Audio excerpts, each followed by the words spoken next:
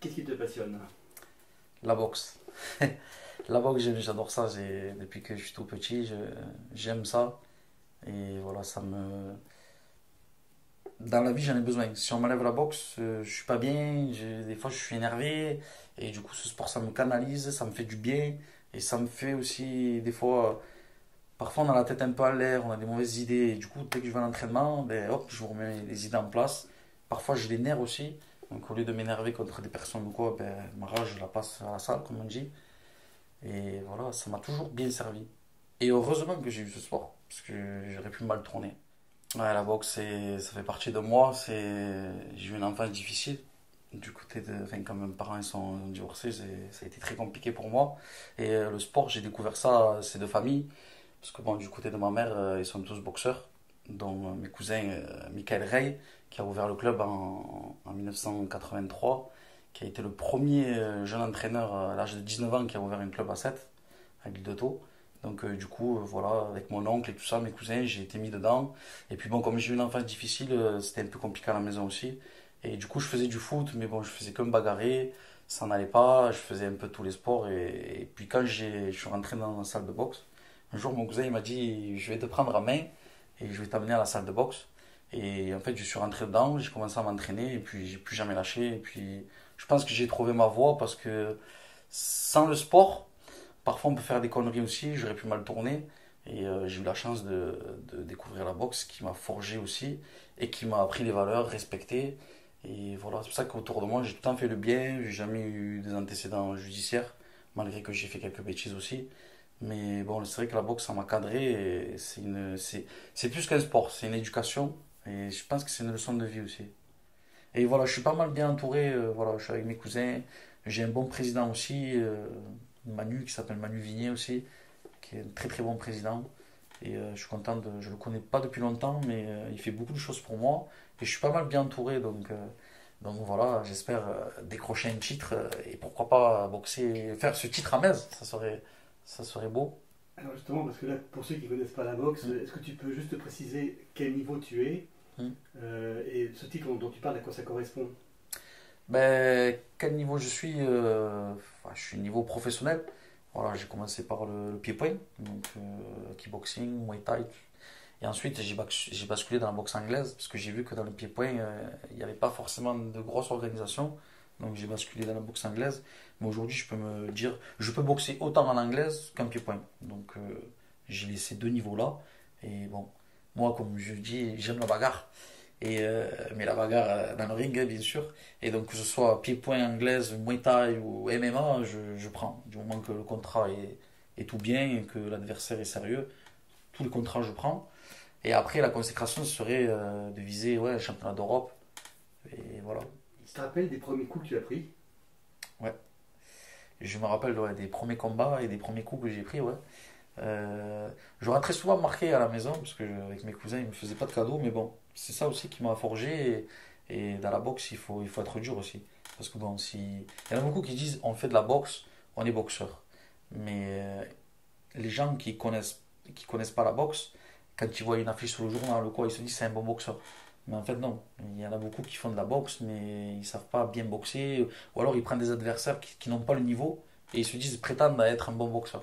Mais moi, pour moi, un bon boxeur, c'est quelqu'un qui parle pas et qui fait son chemin. Et surtout, quand il boxe, il met les gants et que ce soit un peu dur parfois. Et donc voilà, moi, j'ai été mis on va dire, à l'ancienne école. Et donc c'était dur. Mais ça m'a forgé. Ouais. Mais après, souvent, je rentrais avec des cocards ou des fois, j'avais le nez un peu tordu. Je saignais du nez des fois. Mais bon, j'avance toujours. Même que je prenais des coups, j'avançais. Et voilà, c'est ça qui m'a permis de continuer. De toute façon, un boxeur, on le voit. Si on fait un combat et qu'on voit que si on revient, ça veut dire qu'on a aimé et qu'on veut continuer. Par contre, si on revient pas, ça veut dire que les coups, on les accepte pas. Et donc, du coup, on arrête ce sport. Il y en a qui font d'autres choses. Il y en a qui font un combat et ils arrêtent la boxe. Mais moi, non, moi, j'ai cet orage-là. Et c'est ça qu'il me faut, justement. Plus je prends des coups, plus j'avance, et plus j'en veux, et plus j'en donne. Tu me dis que tu es boxeur professionnel. Alors, Hmm. je, pour moi, professionnel, ça voudrait dire que tu arrives à en vivre. Autrement, si c'est pas le cas, est-ce que tu as un autre métier qui te permet de vivre? Oui. Alors aujourd'hui en France c'est très dur de vivre de la boxe. Donc quand on dit professionnel, on est obligé d'avoir un travail à côté. Parce que sinon, en France, il y en a très peu des boxeurs qui vivent de la boxe. Voilà, comme Cédric Vitu, comme Michel Soro, Ivan Menji. Donc voilà, bon, c'est Canal+, Tony Yoka, donc, qui est compris, qui est suivi par Canal+. Donc là, c'est 250 000 € par combat, parce que c'est un gros sponsor, tout ça. Mais sinon, nous, les boxeurs de France, on a des très bons niveaux en France. Hein. Mais ce qu'il y a, c'est que c'est pas reconnu la boxe. Le foot, c'est reconnu, mais la boxe, c'est pas reconnu. C'est dommage. C'est ce qui manque en France, d'être reconnu. Parce que quand on voit qu'en Angleterre, ils ont des super camps de boxe, ils ont des mecs, des soigneurs qui leur met les bandes. Il y a même quelqu'un voilà, qui leur donne la gourde. Nous, en France, on n'a pas ça. Nous, on a souvent des salles qui sont pas climatisées. Enfin, voilà, on se démène comme on peut, comme on dit. Mais en France, c'est pas reconnu la boxe. Il faut partir à l'étranger. Et d'en vivre, il faudrait vraiment avoir des gros sponsors pour en vivre, comme Canal+, comme c'est les télés. Hein. Mais en France, non, c'est très dur. Il faut avoir un travail à côté. Donc voilà, moi je travaille à côté. Et tous les boxeurs de France travaillent à côté. Hein. Donc, parce qu'on peut pas. Il y en a très peu qui peuvent vivre de la boxe. etc.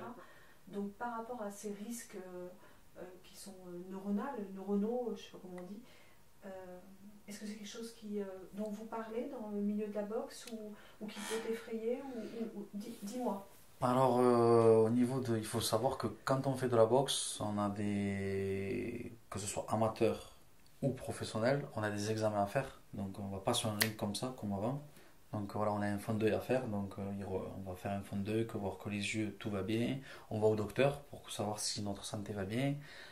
Donc, voilà, on fait un électrocardio au niveau du cœur aussi pour savoir si tout va bien. Donc, c'est vrai que la Fédération française de football, la Fédération française de boxe, pardon, demande des examens avant de faire de la compétition. Donc ça, je trouve que c'est bien, parce que ça protège les boxeurs aussi. Mais si on n'a pas ça, si on n'a pas ces examens-là, on ne peut pas boxer. Donc ça, et même s'il y a un problème à un œil ou quoi que ce soit, qu'un gamin qui a des lunettes, ou qui a par exemple 6 d'un côté et 4 de l'autre, il ne peut pas boxer. Donc on fait quand même des examens régulièrement. Et il faut savoir aussi qu'à chaque combat, il y a le docteur qui vient nous analyser avant la pesée, parce qu'on fait la pesée. Ensuite, il nous prend la tension, tout ça. Et si le docteur voit si on n'a pas l'accord du docteur, on ne peut pas boxer. Donc c'est avec son accord qu'on peut boxer. Après, oui, il y a les pompiers, il y a des risques dans la boxe. Bien sûr, je peux prendre un mauvais coup, tout ça, mais bon, moi ça me fait pas peur. Il y a plus dur dans la vie. Il y a plus dur. C'est pas quelques coups de poing qui vont m'arrêter. Non. Je suis à vrai dire, non, j'ai pas peur. Justement, le risque pour moi, c'est l'adrénaline aussi. Tu acceptes facilement la défaite? Non, j'ai du mal à accepter la défaite. Il me faut bien une semaine. Je m'enferme une semaine chez moi et j'analyse. Mais c'est vrai que la défaite, j'ai toujours du mal, ouais. Et quand j'étais jeune, quand je boxais, bon maintenant ça va, mais quand je boxais, quand ça m'est arrivé de perdre, et je pleurais quoi. Dans les vestiaires, je pleurais. Limite, je disais, allez, encore un round, hein. Et non, c'est fini quoi. Le combat est passé. Mais bon, souvent, quand je perdais pas souvent, j'ai eu la chance de ne pas perdre souvent, bon.